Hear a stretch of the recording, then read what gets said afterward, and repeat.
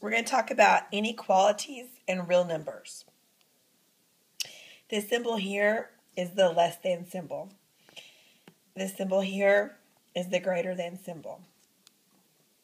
When we take the less than symbol and we combine it with the equal sign, it looks like this. And this means less than or equal to. When we take the greater than symbol and combine it with the equal sign to where it's the greater than symbol with a line under it, that means greater than or equal to.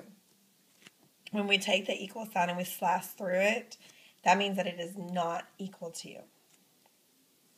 When we talk about real numbers, the real numbers are all of these numbers. Okay, so on this side we have irrational numbers.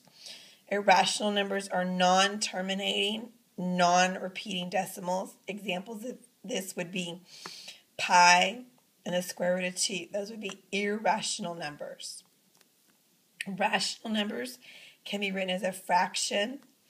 So we have 1/10 repeating, okay, 3/4, a negative 2/10, 37/100. All of those could be written as a fraction, even though they're not all written as a fraction, they could be. Then we have integers. This is our negative whole numbers and our positive whole numbers. So we have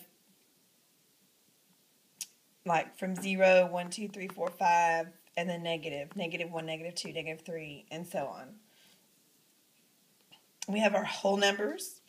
They start at 0. So 0, 1, 2, 3, and so on. These don't include the negative numbers.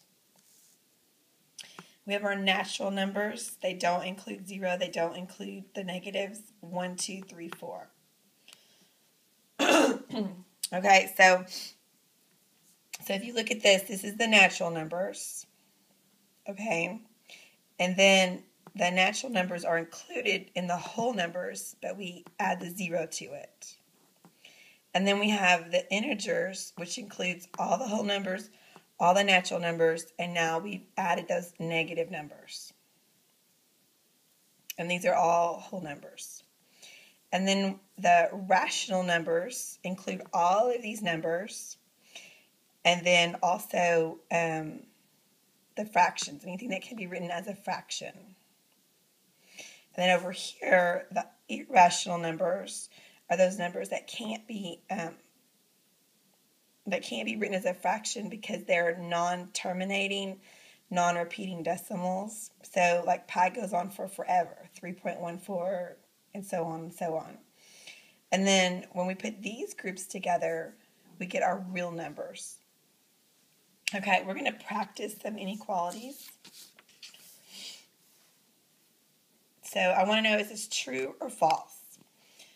9/15 is less than x over 30, where x is 10. So I just want to substitute in my 10 for x and see if this is true. So this would be 9/15. Is that less than 10/30? Well, I would need to make these have common denominators to be able to compare this. So this would change into 18/30. Is that less than 10/30? Well, no, it's not. 18/30 would be greater. So this would be false. Set A is when x is greater than -3. Set B is x is less than 0. We need both of these two things to be true. And we want to know if x is -3, will that satisfy both of these? Well, so we would have -3. Is that greater than -3? Well, no, they're equal to each other. Is -3 less than 0? Well, yes, -3 is less than 0. But we have to have both of these things be true in order for this value to satisfy both of these. So this would be false. We want to know, is 3/4 less than or equal to x over 8? when x is 6? Well, is 3/4 less than or equal to 6/8? Well, 6/8 simplifies to be 3/4.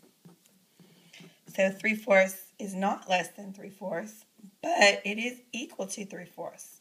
So this would be true. And then we have set A, x is greater than 3. Set B, x is less than 6 when x is 5. Is 5 going to satisfy both of these? Well, so we substitute the 5 in for x. So is 5 greater than 3? Yes, that would be true. We substitute the 5 in for x. Is 5 less than 6? Yes, that would be true because 5 makes both of these true. Then this is going to be a true statement.